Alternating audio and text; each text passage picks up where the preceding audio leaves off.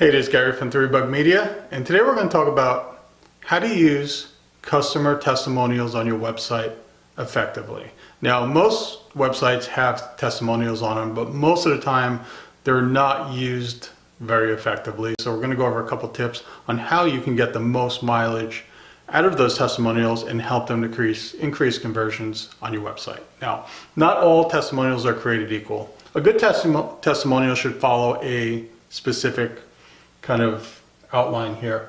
Problem plus a solution by you equals a happy outcome for the customer. So say you have you're a siding you clean siding for a living, and Mary leaves you a testimonial and she talks about how she was trying to clean her siding by herself and it was dirty, she couldn't get it clean, she was frustrated, wasted a lot of time.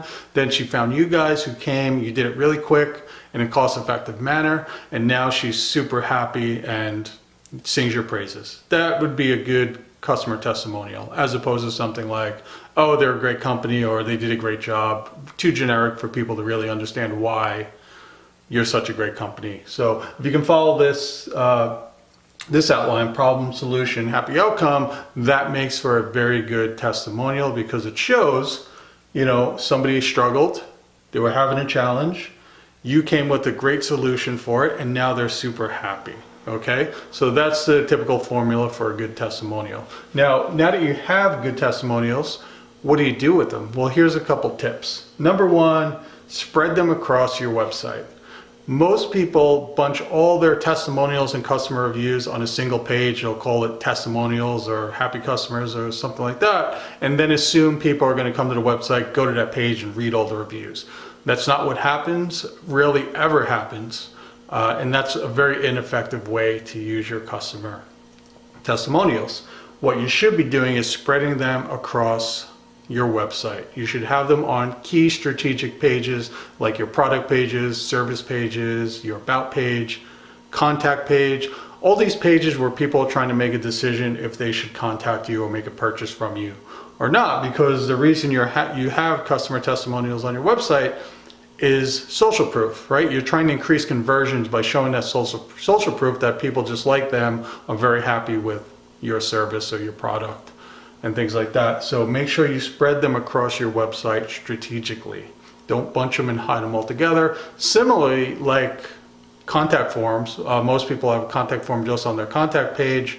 All studies show the more contact forms you place across your website, the more times people will contact you. Don't be stingy with your testimonials. Spread them all over your website in key spots. Next is make them specific to the product or service. And this is important if you really want to get the most mileage out of them. So say you're a financial planner and somebody's on your retirement planning page.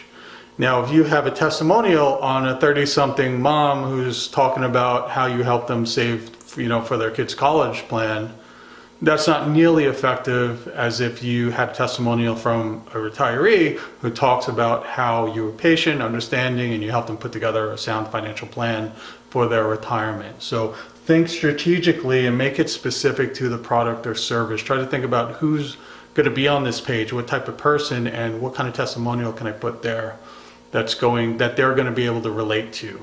Okay, so make sure that you're specific to, you know, you're placing them specific to each product or service page on your website.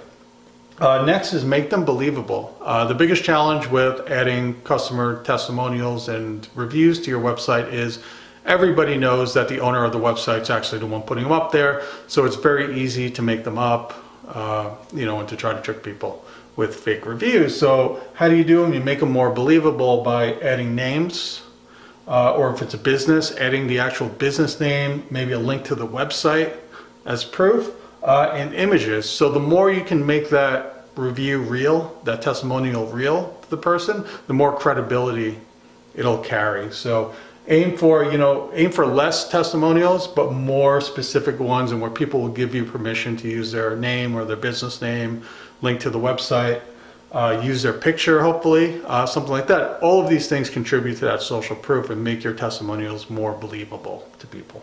And lastly, and this is more off website, is You can make a lot of use of those testimonials, and a great way to use them is turn those into case studies. Case studies are a great way to convert potential customers into customers. You can print them out and give them to them in person. You can email them. You can put them on your website. You can make them into blog posts. You can do so many things with a case study, and they don't need to be long. It could be a one-page case study, same formula. This is the problem they came with. This is your solution. This is how happy they are after you delivered your solution to them. So to get more mileage, consider turning some of those into case studies. They're pretty easy to do, and they're very effective in converting potential customers into customers for your business. So hopefully this gave you some ideas on how to use testimonials more effectively on your website. If you want to learn more, you can go to 3bugmedia.com, and that's it. Have a great day. Thank you very much.